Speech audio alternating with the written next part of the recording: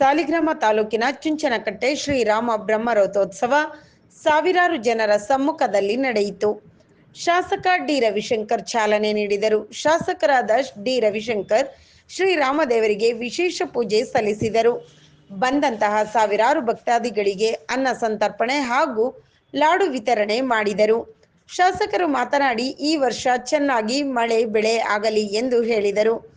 ಇದೇ ಸಮಯದಲ್ಲಿ ಕೆಪಿಸಿಸಿ ಕಾರ್ಯಕಾರಿಣಿ ಸದಸ್ಯರಾದ ದೊಡ್ಡಸ್ವಾಮಿ ಗೌಡರು, ವಿವಿಧ ಮಠಾಧೀಶರು, ಸಾಲಿಗ್ರಾಮ ತಾಲೂಕು ತಹಶೀಲ್ದಾರ್ ಎಸ್ಎನ್ ನರಗುಂದ, ಮುಜರಾಯಿ ಇಲಾಖೆಯ ಇಒ ಕೆ ರಘು, ಮುಜರಾಯಿ ಇಲಾಖೆ ಪಾರು ಪತ್ತೆದಾರರು ಯತಿರಾಜ್, ಕೆಆರ್ ನಗರ ತಾಲೂಕು ಪಂಚಾಯಿತಿ ಇಒ ಕುಲದೀಪ್, ಚುಂಚನಕಟ್ಟೆ ಉಪ ತಹಶೀಲ್ದಾರ್ ಕೆಜೆ ಶರತ್ ಕುಮಾರ್, ವಿವಿಧ ಇಲಾಖೆಯ ಅಧಿಕಾರಿಗಳು ಈ ಸಂದರ್ಭದಲ್ಲಿ ಉಪಸ್ಥಿತರಿದ್ದರು.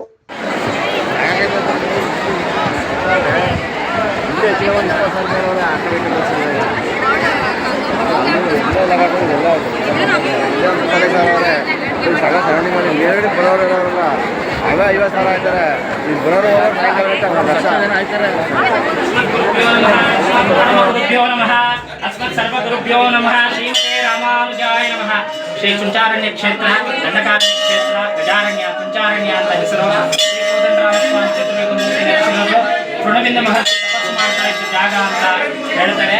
ಇಲ್ಲಿ ಬೇಡ ನಿವಾಸವಾಗಿದ್ದು ಜನಗಳಿಗೆ ಬಹಳ ಉಪದ್ರವ ಕೊಡ್ತಿದ್ರು. ದಂಡಕಾರಣ್ಯದಲ್ಲಿ ಶ್ರೀ ಸಿದ್ಧರಾಗಿರ್ತಕ್ಕಂಥ ಶ್ರೀ ತೃಣವಿಂದ ಮಹರ್ಷಿಗಳು ತಪಸ್ಸು ಮಾಡ್ತಿದ್ದಾಗ ಶ್ರೀರಾಮರು ಈ ಹಾದಿಲು ಬಂದರು. ಅವ್ರಿಗೆ ದರ್ಶನ ಕೊಟ್ಟರು. ಎಲ್ಲ ರೂಪದಲ್ಲೂ ನಿನ್ನ ದರ್ಶನ ಮಾಡಿದ್ದೀನಿ ಪ್ರಭು, ನಿನ್ನ ಕಲ್ಯಾಣ ರೂಪದಲ್ಲಿ ನೋಡಿದ ಅಂದಾಗ ಸೀತಮ್ಮನವ್ರನ್ನ ಬಲಗಡೆ ನಿಲ್ಲಿಸ್ಕೊಂಡು ದರ್ಶನ ಕೊಟ್ಟರು. ಕರ್ನಾಟಕದ 2 ಜಾಗದಲ್ಲಿ ಸೀತಮ್ಮನವ್ರು ಬಲಗಡೆ ಇರುವಂತ ಜಾಗ ಚುಂಚನಕಟ್ಟೆ, ಅದು ಬಿಟ್ಟರೆ ಹಿರೇಮಗಳೂರು ಭಾರ್ಗವಪುರಿ ಕ್ಷೇತ್ರ ಅಂತ ಹಿರೇಮಗಳೂರು ಬಲಗಡೆ ಇದೆ ಶ್ರೀರಾಮರು. ವರ್ಷಕ್ಕೊಂದ್ಸರಿ ಮಕರ ಸಂಕ್ರಮಣ ದಿವಸ ಪಾಂಚರಾತ್ರ ಆಗದ ರೀತಿಯ ಶ್ರೀ ಸ್ವಾಮಿಯವರ ಬ್ರಹ್ಮರಥೋತ್ಸವ ಅದ್ದೂರಿಯಾಗಿ ನಡೆಯುತ್ತೆ. ಜನಪದವಾಗಿ ಚುಂಚನಕಟ್ಟೆ ಜಾತ್ರೆ ಅಂತಾನೆ ಹೆಸರು. ಭಾರಿ ರಾಸಗಳ ಜಾತ್ರೆ ನಡೆಯುತ್ತೆ. ಅದಾದ ನಂತರ ಸ್ವಾಮಿಗೆ ವಿಧಿಯುಕ್ತವಾಗಿ ಆಗಮೋತ್ತಾರಕವಾಗಿ ಬ್ರಹ್ಮರಥೋತ್ಸವ ನಡೆಯುತ್ತೆ. ಶ್ರೀ ಕಾವೇರಿ ಹರಿತಾ ಇರೋ ಜಾಗ, ಶ್ರೀ ಸೀತಾಮಾತೆಯವರು ಸ್ನಾನ ಮಾಡಿರೋ ಜಾಗ ಆದ್ರಿಂದ ಸೀತಾಮಡು ಅಂತಾನೆ ಹೆಸರು. ನೀರು ಜೋರಾಗಿ ಹರಿಯುತ್ತೆ, ಆದರೆ ಗರ್ಭಗುಡಿಗೆ ಮಾತ್ರ ಆ ಶಬ್ದ ಕಿಂಚಿತ್ತೂ ಕೇಳಲ್ಲ. ಇಡೀ ಊರು ಸುತ್ತ 10 ಅಡಿ ವ್ಯಾಪಿಸಿದೆ ಈ ಶಬ್ದ, ಆದ್ರೂ ಶ್ರೀರಾಮರ ಗರ್ಭಗುಡಿಗೆ ಶಬ್ದ ಕೇಳಲ್ಲ. ಯಾಕೆಂದ್ರೆ ಹೆಣ್ಣಿಗೆ ಅಷ್ಟು ಬಾಯಿ ಇರಬಾರದು ಅಂತ ಶ್ರೀರಾಮರು ಹೇಳಿದ ತಕ್ಷಣ ಈ ಜಾಗ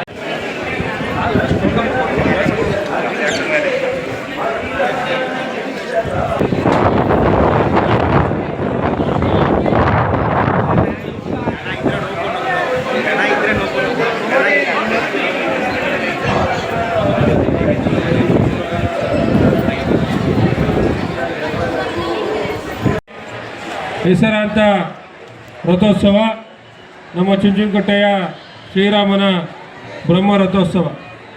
ಅದು ಇವತ್ತು ನಮ್ಮ ವರ್ಷದ ಮೊದಲನೇ ಹಬ್ಬವಾಗಿರ್ತಕ್ಕಂಥ ಮಕರ ಸಂಕ್ರಾಂತಿಯ ಮಾರನೇ ದಿವಸ ಜರುಗುವಂಥದ್ದು. ಎಲ್ಲರ ಬಾಳಲ್ಲಿ ಸುಖ, ಶಾಂತಿ, ನೆಮ್ಮದಿ, ಆರೋಗ್ಯ ಎಲ್ಲವನ್ನು ಕೊಟ್ಟು ಕಾಪಾಡಲಿ ಅಂತೇಳಿ ನಾನು ಈ ಸಂದರ್ಭದಲ್ಲಿ ನನ್ನ ಕ್ಷೇತ್ರದ ಸಮಸ್ತ ಜನರಿಗೆ ನೆಮ್ಮದಿಯಾದಂಥ ವಾತಾವರಣವನ್ನು, ಜೀವನ ಮಾಡುವಂಥ ವಾತಾವರಣವನ್ನು ಕರುಣಿಸಲಿ ಅಂತೇಳಿ ನಾನು ಶ್ರೀರಾಮನಲ್ಲಿ ಮೊಟ್ಟ ಮೊದಲಾಗಿ ಪ್ರಾರ್ಥನೆಯನ್ನು ನಾನು ಈ ಸಂದರ್ಭದಲ್ಲಿ ಸಲ್ಲಿಸಲಿಕ್ಕೆ ಬಯಸ್ತಾ ಇದ್ದೇನೆ. ಇವತ್ತು ಕಳೆದ ಒಂದು 20 ದಿವಸಗಳ ಕಾಲದಿಂದಲೂ ಕೂಡ ಈ ಒಂದು ಜಾತ್ರಾ ಮಹೋತ್ಸವದಲ್ಲಿ ಏನು ನಮ್ಮ ಚುಂಚನಕಟ್ಟೆಯ ರಾಸುಗಳ ಜಾತ್ರೆ ಭಾಳ ಪ್ರಸಿದ್ಧವಾಗಿರ್ತಕ್ಕಂಥ ಜಾತ್ರೆ. ಅದು ನಮ್ಮ ಹೊಸ ವರ್ಷದ ಹೊಸ್ತಿಲಲ್ಲಿ ಏನು 1ನೇ ತಾರೀಕು 2ನೇ ತಾರೀಕಿಂದ ಪ್ರಾರಂಭ ಆಗಿ 8ನೇ ತಾರೀಕು 10ನೇ ತಾರೀಕುವರೆಗೂ ಭಾಳ ಉತ್ತಮವಾದ ರೀತಿಯಲ್ಲಿ ರಾಸುಗಳ ಜಾತ್ರೆ ಜರುಗಿತು. ಅದಾದ ನಂತರ ಇಲ್ಲಿ ಹಲವಾರು ರೀತಿಯ ಒಂದು ಬೇರೆ ಬೇರೆ ಕಾರ್ಯಕ್ರಮಗಳನ್ನು ಮಾಡೋದ್ರ ಮೂಲಕವಾಗಿ, ಜೊತೆಗೆ 12ನೇ ತಾರೀಕು ನಮ್ಮ ಚುಂಚನಕಟ್ಟೆಯ ದೇವಸ್ಥಾನದ ಆವರಣದಲ್ಲಿ ಸೀತಾರಾಮ ಕಲ್ಯಾಣೋತ್ಸವ ಕೂಡ ಜರುಗಿತು. ಅದು ಕೂಡ ಭಾಳ ಅಚ್ಚುಕಟ್ಟಾದಂಥ ರೀತಿಯಲ್ಲಿ ಎಲ್ಲರ ಜನರ ಸಹಕಾರದಿಂದ ಅವರ ಸಮಕ್ಷಮ ಉತ್ತಮವಾದ ರೀತಿಯಲ್ಲಿ ಮೊನ್ನೆ ಅದು ಭಾನುವಾರದಂದು ಭಾಳ ಉತ್ತಮವಾದ ರೀತಿಯಲ್ಲಿ ಕಲ್ಯಾಣೋತ್ಸವ ಕಾರ್ಯಕ್ರಮ ಕೂಡ ಆಗಿದೆ.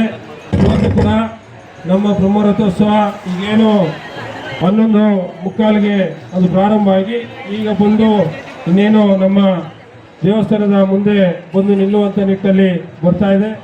ಎಲ್ಲ ಭಕ್ತ ಮಹಾಶಯರ ಒಂದು ಸಹಯೋಗದೊಂದಿಗೆ ಎಲ್ಲರ ಒಂದು ಪ್ರೀತಿ ವಿಶ್ವಾಸ ಅಭಿಮಾನದೊಂದಿಗೆ ಇವತ್ತು ಶ್ರೀರಾಮನ ಬ್ರಹ್ಮರಥೋತ್ಸವ ಜರುಗಿರ್ತಕ್ಕಂಥದ್ದು. ಈ ಒಂದು ಬ್ರಹ್ಮರಥೋತ್ಸವ ಕಾರ್ಯಕ್ರಮ ಭಾಳ ಅಚ್ಚುಕಟ್ಟಾದಂಥ ರೀತಿಯಲ್ಲಿ ನೆರವೇರಿಸಲಿಕ್ಕೆ